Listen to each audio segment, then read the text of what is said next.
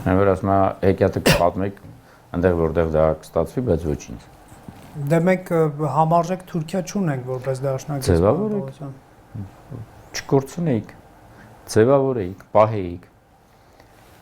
Նայեք, երբ որ դուք ասում եք ինքնիշխանությունը, դա էլ է ձեր համար, ինչ որոշում է։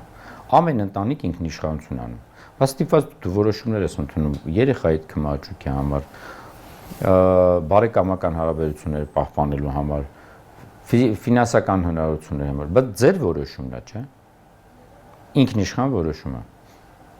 Կարողանայիք այդ ամեն ինչը գնալ։ Ամենամեծ հեքիաթն է այսօրվա դրությամբ ինքնիշխան բառի վաճառք։